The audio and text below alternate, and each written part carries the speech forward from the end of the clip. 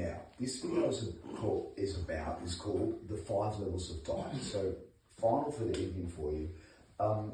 This is what we tell people in our clinic, in my clinic. Now, it can differ person to person, situation to situation. I always tell you to check in with your healthcare professional, doctor, relevantly qualified person for you. But this is what we tell people as a general overview for the sake of the internet. So please hear me, it's not one-on-one, but this is a framework you could talk to a healthcare professional about. So I call it the 5 levels of diet. So with humility, if you come and see us, we like to think we've got some of the best herbs in the world, literally. You know, studied with some of the best people internationally, really not marketing actual good world-class herbal formulas. But then the second pillar is, what do you eat with those herbs? Do you eat Hungry Jacks? Do you eat McDonald's? Do you starve? Do you just eat broccoli and are hangry all day? So we call it the 5 levels of diet. So just for the sake of this diagram, we'll say 1's the best, 5's the worst. So 5, we say to people, you just eat as you normally are. It's quite easy. Now if you come down to 4, very easy again, cut out junk food. Now this is a bit arbitrary and a little bit general because cutting out junk food is different for everyone. People know sugary snacks, chips, biscuits, things like this. Now, when you start getting down to the 3rd level, this is where you start getting more specific. Now, there's 3 foods that I personally hate. So if I was just going to summarize it to 3, you know how you see most naturopaths, integrated doctors, they want to take away all your meal choices? I'll just give you the three biggies. Number 1, sugar. Sugar, whether it be from sugar cane, you can read the history. There's a couple of good books I put in the comments on it, and it's got an awful history. It's got a dirty, muddy history of slavery and people working in fields and exploitation. Not completely, but it's an interesting story behind sugar. But sugar's in everything.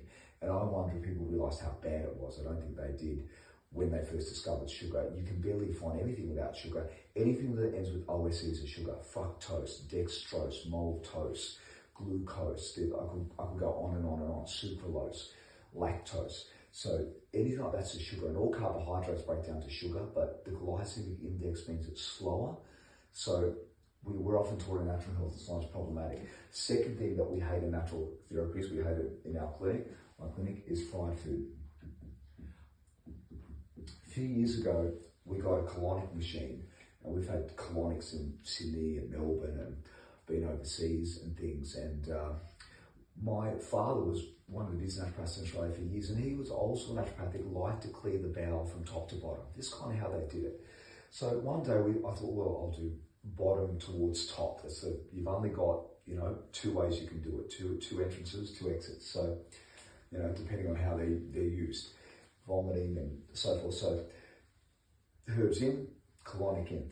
When we got the colonic, long story short, as soon as fried food came in, it was very sticky on the bowel wall, and we found the water would not remove it. It's quite obvious. Naturopaths, nurses we employed would give this feedback. I'm not a fan of fried food. It's a human-made invention.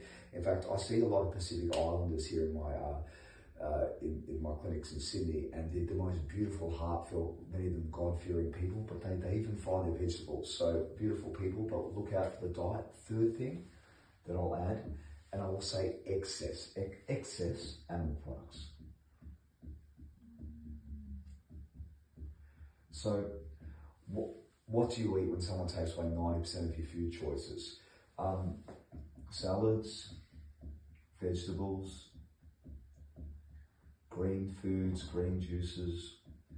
Now, you might say, well, look, I can't eat like this forever. You're too extreme in natural health. So this is something just to think about while you're detoxing, to talk to your doctor or healthcare professional about, consult with their opinion.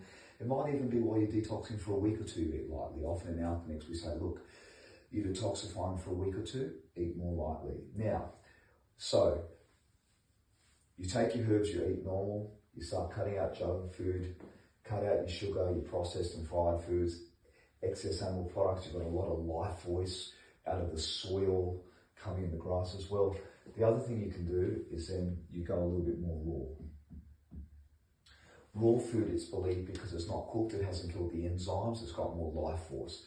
Then the first thing, if people are incurably sick, and again, you need to speak to your doctor or healthcare professional, make sure it's right for you, but what people do, juice. Or fast. This is the most extreme. This is the holy grail. There's been people who have been new to our industry and fasting. Have been writing books on fasting, running clinics on fasting. The most extreme form of fasting, which I don't do, but you might have seen Jesus Christ, Prophet Muhammad, peace be upon him. There's a number of figures in history, depending on your belief systems and background, but it was water fasting. And water fasting is very extreme. I had a boy in my clinic that used to do it, run the colonics very briefly with people, and they only had this beautiful wardrobe and seeing his clothes just fall off him as he lived on water. I've taught you on the other video, garbage out, elimination, foundation, nutrition in. This is the two main principles. So if you are going to eliminate, it doesn't harm you to still put in nutrition.